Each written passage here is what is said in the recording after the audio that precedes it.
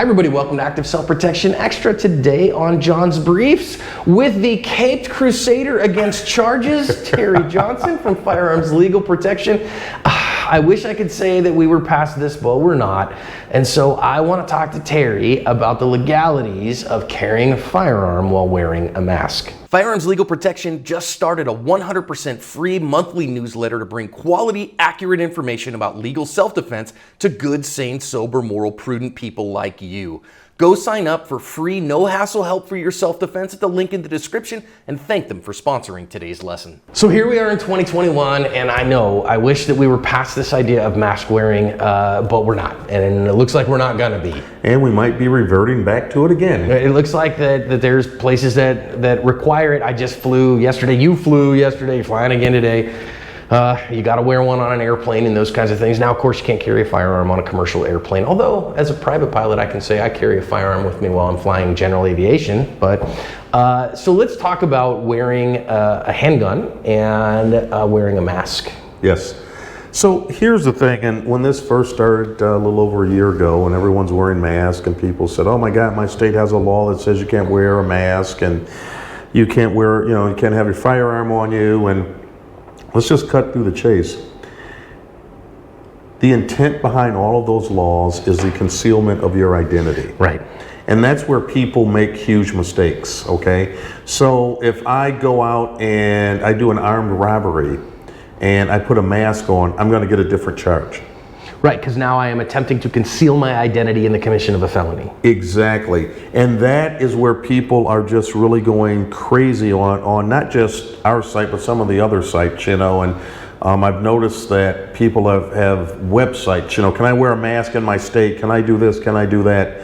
And realistically, the answer to this, and I'm going to say 49 states, I think Illinois is the only one that's a little antsy. Yeah, but again, even there, I just can't see. Listen, at the end of the day, as long as you are not concealing your identity to commit a crime, that's right. The thing. To get away with the commission of a crime. And that's the thing. So if I'm carrying my firearm, I'm going down the street, my firearm's concealed, I've got a mask on, what crime have I committed at that point? As long as I have a valid, permit in a state that's not constitutional carry. And what do you think of the idea that, I really think going forward, mandates or not, as a public health issue in America for the foreseeable future, I would say for the next 5 to 10 years at least, if you're wearing a mask in public, you can make the argument that says, hey, listen, I was doing that to protect my health.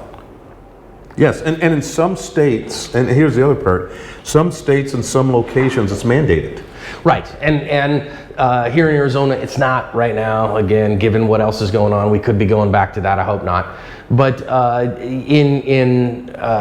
even where it's not mandated, though, I think given, to say, hey, given the pandemic, right. I felt safer wearing a mask. And I know people who, to this day, they here in Arizona, it's not a mandate right now to wear a mask, but people do. And I look at that as perfectly fine. It's a perfectly fine decision if you choose to, whatever. Absolutely. In some places, you have to put a mask on indoors. Yes. And some places, even if it's not mandated, they request it. They say, hey, if you come in, some places, it says if you're vaccinated or not or whatever. And I don't want to get into that political argument, guys. It's crazy. It's become a political argument. Very divisive. Very divisive. And we thought guns were divisive. Yeah, no kidding, right?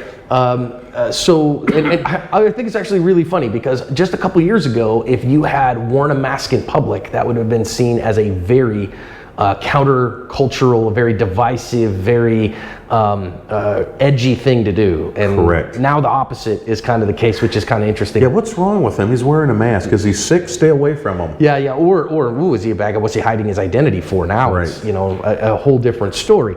But here's the bottom line. Okay, if you are walking up to a bank and you look at your guys and everybody then pulls guns and then you put your masks on and they catch you on surveillance footage doing that, okay, you might catch additional charges for that. Exactly. Because the prosecutor is going to make a case that you tried to hide your identity and therefore that adds to a charge on that.